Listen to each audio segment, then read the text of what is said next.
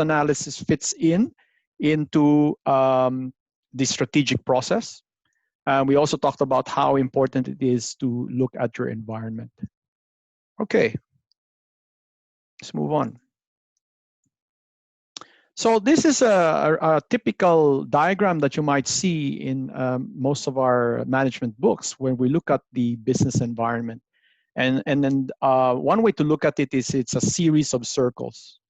Okay, so the outer circle is what we call the far environment or the external environment, and particularly that's the business environment that affects many industries.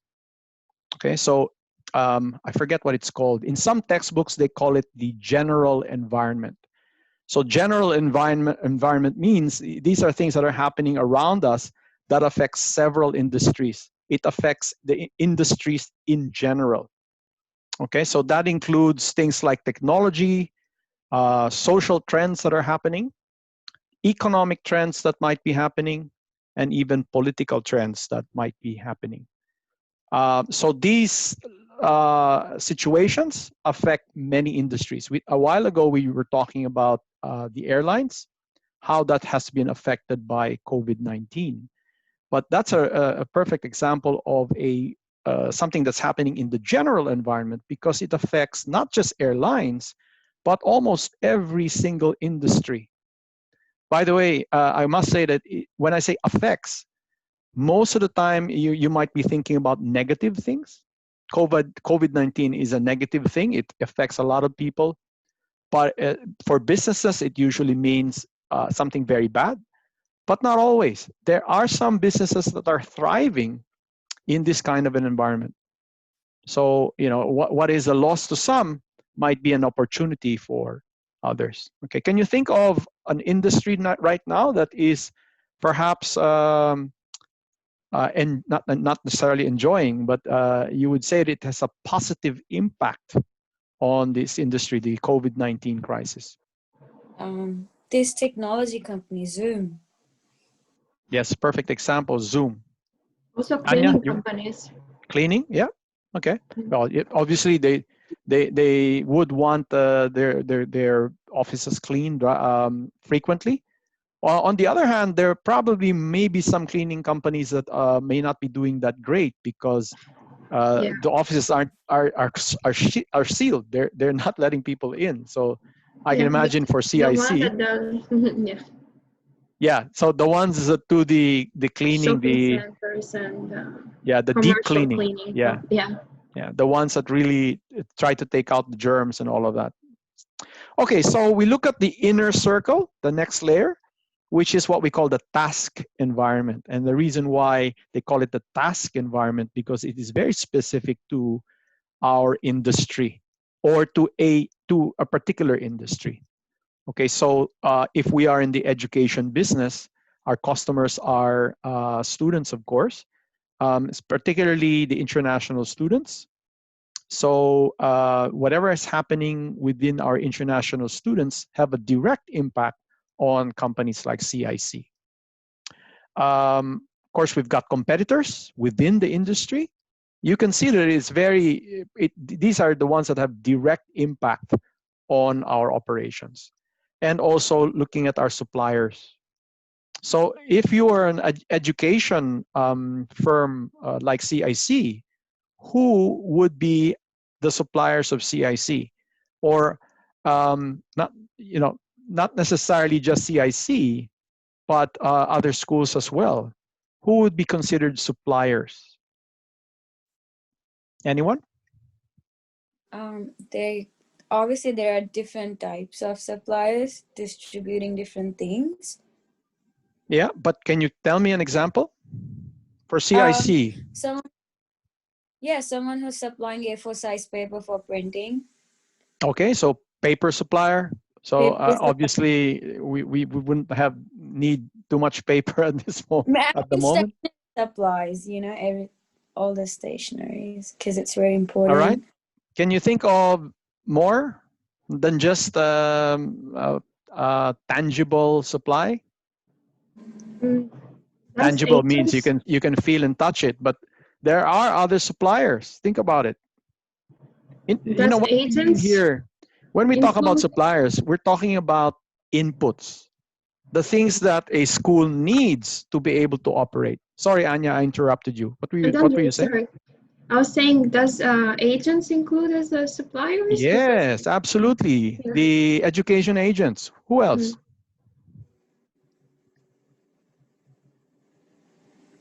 You might Can argue employees in many ways yeah, are suppliers. Okay. yeah, even students. Yeah. Especially when you look at many schools out there, they don't have permanent employees. What they do is they simply get sessional teachers to teach on a per session basis. And in which case they're a true supplier. They're being, you're getting that input and the company is transforming that for the customers. And then finally, when we're looking at the business environment, we're looking at the internal organization, the firm. So that is the innermost circle. Okay. So here we're really talking about the strengths and weaknesses, right? So when we're looking at opportunities and threats, we're really looking at the outside circles, these two circles, the general environment and the task environment. So when we do an analysis and trying to figure out what are these opportunities and threats, we're really looking at these outer circles. Okay, now the concept of strategic positioning. So in other words, a firm is in a good position when its products and services are in demand from the market. So the demand is there, the products meet that demand, the customers are happy with it, and you basically have that strategic fit. And by the way, competition, of course, is a part of that. It's a part of that analysis. So when we're in the next couple of weeks, we'll be talking about strategy, and there are basically two approaches to strategy. By the way, that's my dog that you can hear in the background. I'm sorry. every time somebody rings the doorbell, everything goes haywire in this house. So I was saying that there are two approaches to strategy. The first is a resource-based strategy, meaning we're exploiting competencies. In other words, our strengths and weaknesses, right? So we look at our strengths and weaknesses and develop a strategy that maximizes our strengths and reduces our weaknesses. The other approach to it is market-driven, exploiting opportunities. And that again is, exploiting opportunities and also trying to figure out what we can do to reduce the impact of the threats that are out there. So COVID-19 has happened. That's obviously a big threat to our business. What are some of the strategies that we've done to try to counteract this threat as CIC? Anyone?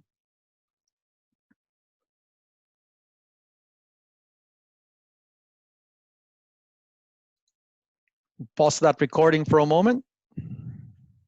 What are some of the strategies that CIC has done to counteract that threat?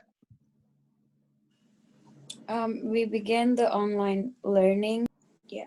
Okay, so as I was saying, when you're in a good strategic position, when you're here in the middle, you actually have the products which the market is demanding, and actually you also have an advantage versus competition, and that becomes your strategic positioning. Okay, let's get it to go. Okay, so another way to look at strategic positioning is to look at our resources. As I was saying, one approach is resource-led strategy, or we look at our internal resources, our strengths, in other words. And our strengths can be divided into two basic components. One is our strategic capability, and the other is our core competencies. Now, this is not easy to understand, okay? So bear with me for a moment. can you, and in fact, this is a question I had for myself when I was reviewing this chapter. I said, what is the difference between a capability and a competence? Sounds quite similar if you think about it. All right, so let's have a bit of a discussion. What do you guys think? When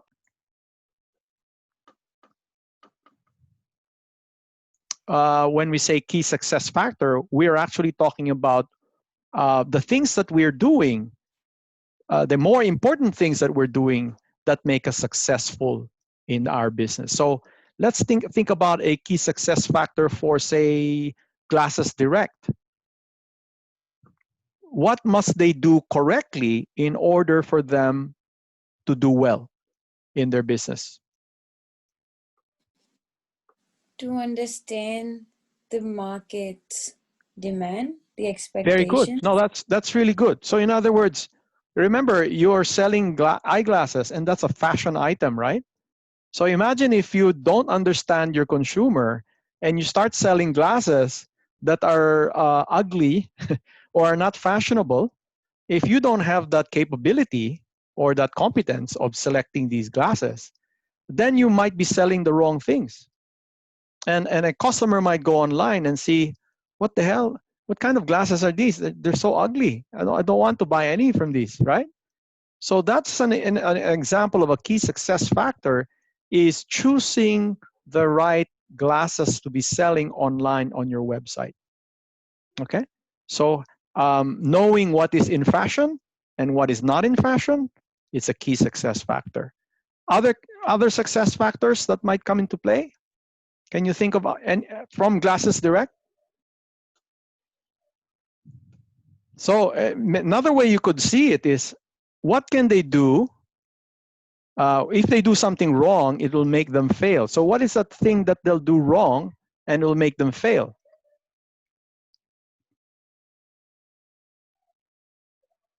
Anyone? So an example of key success factor, again, for Glasses Direct is the speed of how you process your orders and how accurate you are able to capture these, what do you call this, these orders, and your ability to sort of deliver in a very quick fashion. And all of that, by the way, is born from your capabilities and your competence. Okay. When we look at the environment, oftentimes we use an approach called a pest or a pestle analysis. And I'm sure you've all heard of this before. I'm not going to go into very much detail, but here is a particular example of a pestle analysis of the credit card industry. So what you have to do when you're doing a pest analysis is have a look at what political trends that are happening which may affect our business. So if we are in the business of credit cards, supplying credit cards, then any legislation allowing young people, for example, to own credit cards might be an opportunity for our company. So in other words, if we're allowing more and more young people to own credit cards, then that will mean more people owning credit cards, and that will mean more business for my company.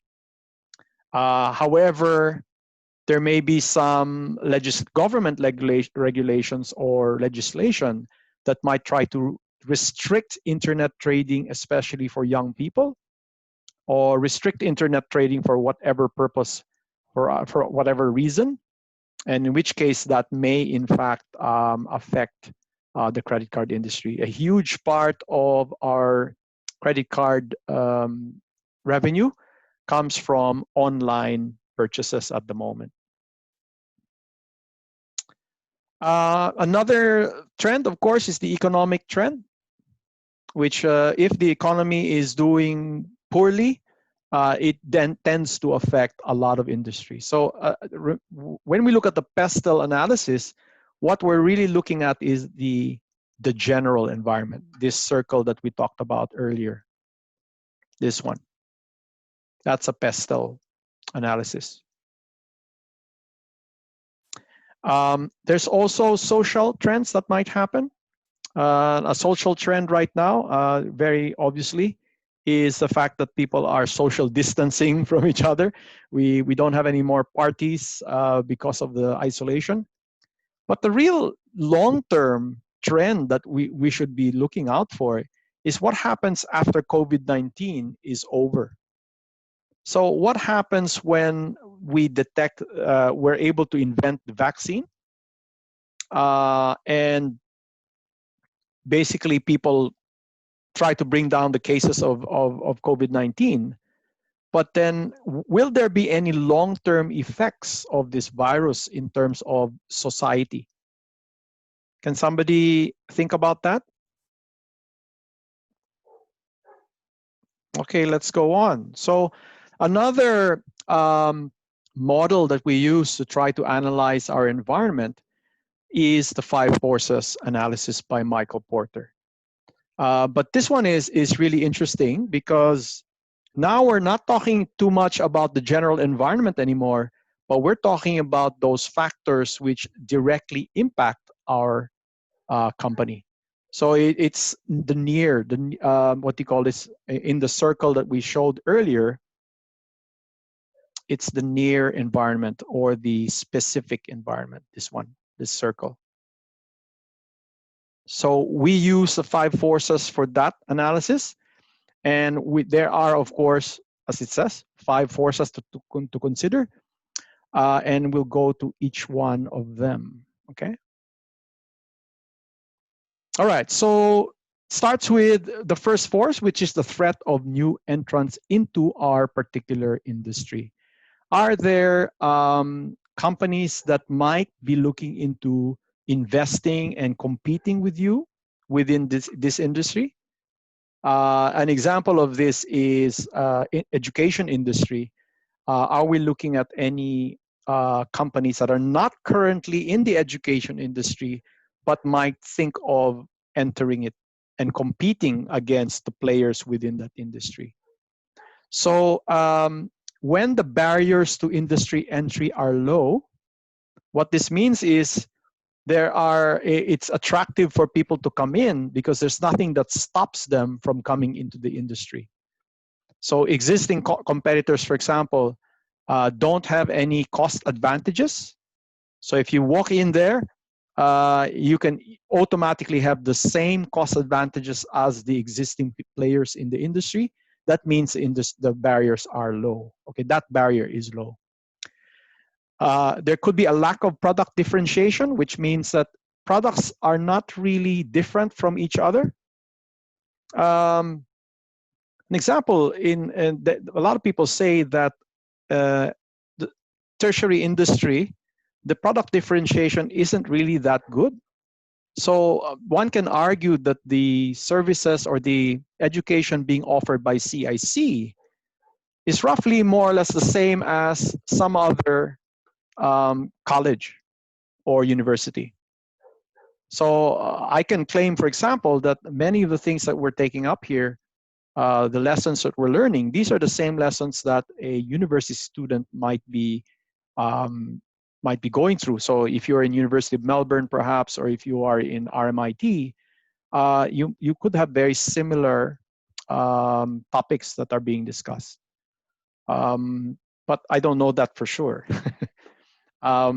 If there are differences, then our product differentiation might be high, in which case there's a very driving reason why people would choose a university over a smaller college. Okay, so product differentiation, the more you have differentiated products, the harder it is for people to enter that industry. Low capital costs to enter. In other words, in order for you to enter the industry, you might not have to invest that much money. An example might be Glasses Direct. You could argue that the industry, to enter that glasses, or the prescription glasses industry, it was very easy for them to do that. He didn't really need to open a store. He could get his glasses from other manufacturers. So it's not really a major reason not to enter that industry. Distribution channels, especially with the advent of the internet. Distribution channels, unless you are let's say a grocery business, that might be harder to establish your own distribution channel. But nowadays, if you're starting your own business, for example, you could use the Australia Post as your distribution channel. You could use the internet to try to start your own store. So again, if it's difficult to establish your distribution channel, that means your barriers are quite high and it's difficult to enter that business. Competitive rivalry, how busy is the rivalry within your industry? And that would be, if the busier the rivalry, the more cutthroat, the more price sensitive, or if people are competing in terms of price, then the barrier is actually quite high and it's actually not very attractive. Okay. So buyers here, what we mean by bargaining power is, can your customer, which is your buyer, can they choose without any hesitation? Are the products that you're offering, can they be easily be substituted by a competitor? So in other words, the customer has a lot of choice, and maybe there's a lot of competitors out there offering very low prices, in which case their bargaining power is quite high. And in turn, your firm has to compete very much to try to get the attention of the buyer. Okay. Bargaining power of suppliers, especially when there are limited suppliers and the prices of your suppliers are quite high and you have difficulty attracting them. That means the bargaining power is quite high for suppliers, which would be, by the way, a negative for your company. And lastly, threat of substitutes. So when substitute products are close in performance and price to an industry's product, and there are very low or no switching costs, then switching is a commonplace occurrence, and in which case that's a negative for your industry or negative for your company. So an example again of a substitute is a product that is not necessarily directly competes with you, but it has a potential of taking away your business from you. So my analogy or my example here might be the liquor industry. I might be selling beer, but people don't have to drink beer. They can also drink wine, and they can also drink hard liquor, in which case they are not directly competing with me, but they're actually a substitute for my beer. People will choose to drink liquor instead of beer. Can you guys think of examples of this? Examples of substitute examples. So again, I'm turning on the recording. Here's a good example of a substitute product for Coles and Woolies would be Marley Spoon. So Marley Spoon, what you do is you order a meal, not ingredients. When you order a meal, they might deliver to you the ingredients to the meal. You will still cook it yourself, but it's already to the same amount, the amounts needed for that particular recipe. Okay, so they'll give you fresh ingredients, but you will cook it yourself. Okay, some other substitutes might be ready-made meals. It might come in a packaged container, and all you need to do is microwave it or prepare it. So it's already cooked, you just heat it. So not sure, I think there are many examples of this. This is an example again of a substitute for Woolies, because you can buy the meal itself. It is ready to heat, ready to eat. But you basically just heat it and it's ready to go. But then there are other examples where it's ready to cook, right? So it's not yet you need to cook it yourself. And that's another model. But again, these are examples of substitutes to Coles and Woolworths. Is if there are a lot of these substitutes, a lot of firms that are competing as a substitute for your product, then that's actually a negative for your industry. So again, I just wanted to reiterate why we're doing this analysis. Is what we're trying to figure out is where are we? What's the position of the industry? And how are we competing within our industry, and who are the other players in that industry that make it easy or difficult for our firm to survive? And basically, it's also a measure of how attractive our industry is. Okay, let's watch a video right now.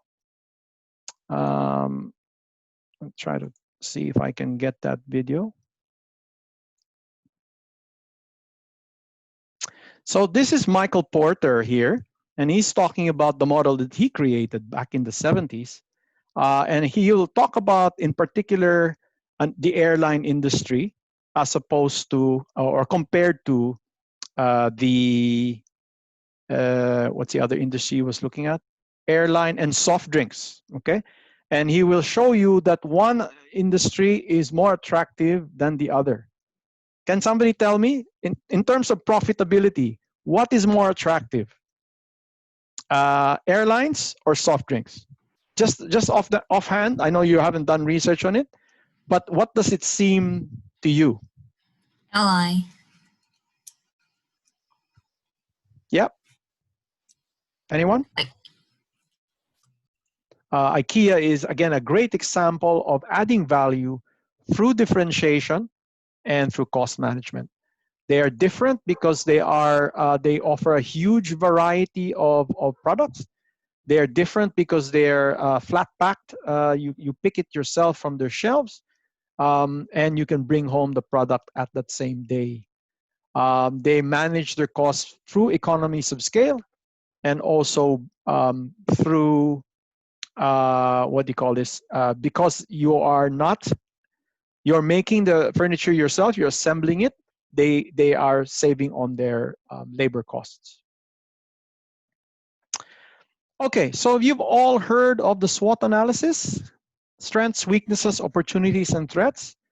Strengths and weaknesses usually pertains to your internal situation. How good are you? What are your capabilities and your competencies? While opportunities and threats are what is happening outside. So the pestle analysis is your opportunities and your threats analysis.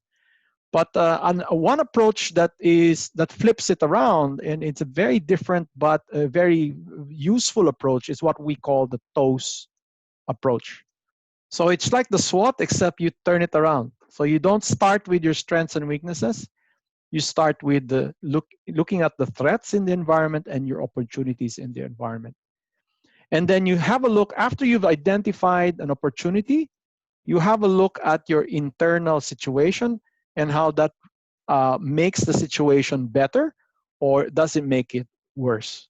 So here, an example of this is a strength that you might identify, an opportunity that you might identify, and which of the company's strengths can be used to maximize the opportunities that you have identified.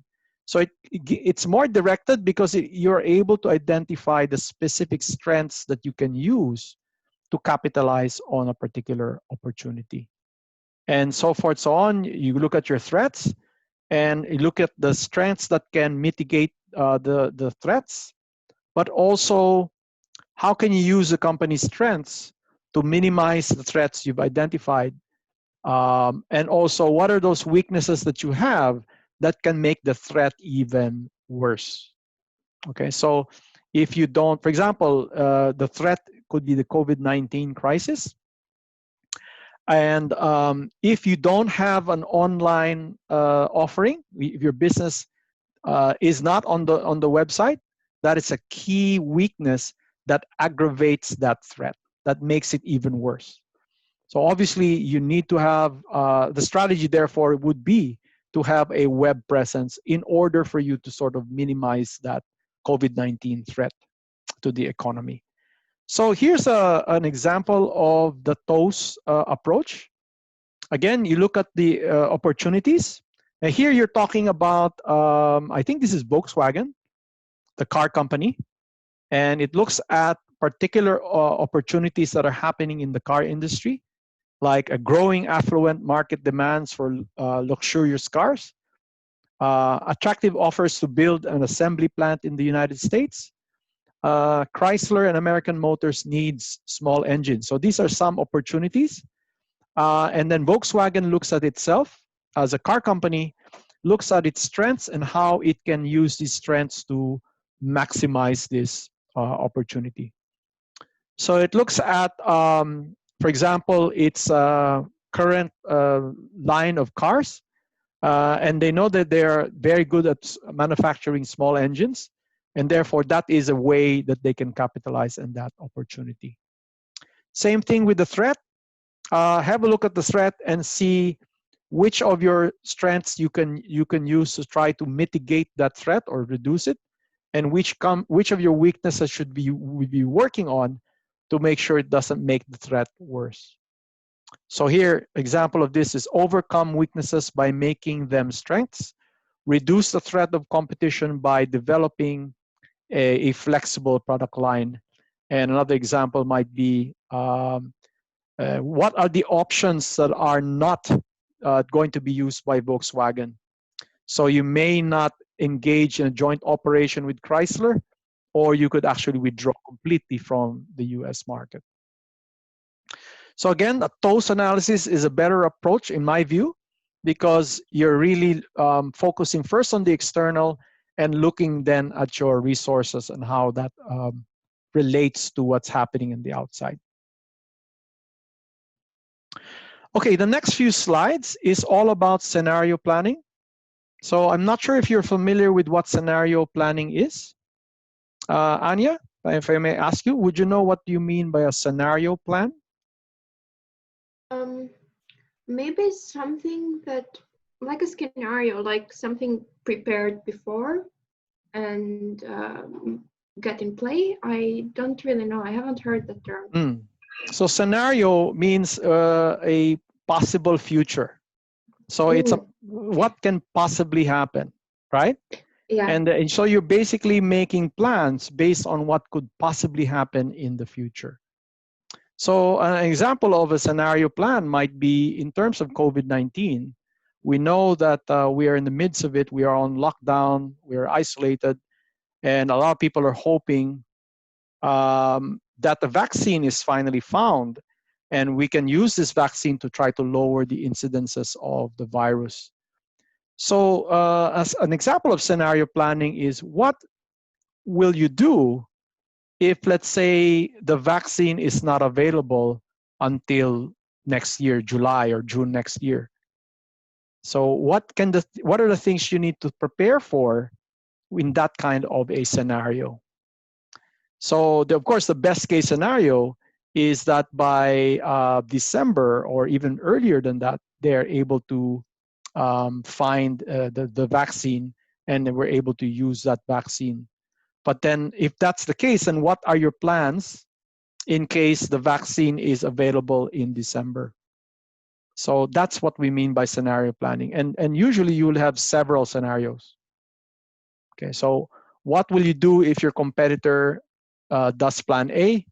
What will you do if your competitor does plan B, et cetera, et cetera? So you could be an electric car manufacturer like Tesla. And a scenario that you could plan for would be, what happens if a company like Apple enters the car industry to make cars or electric cars?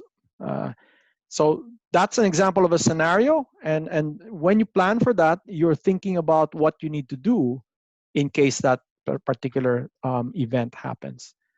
So the central themes mean that you must clarify just what a business can and cannot change. So COVID-19, if you have nothing to do with the vaccine, then obviously You just have to wait until that vaccine is found by another company.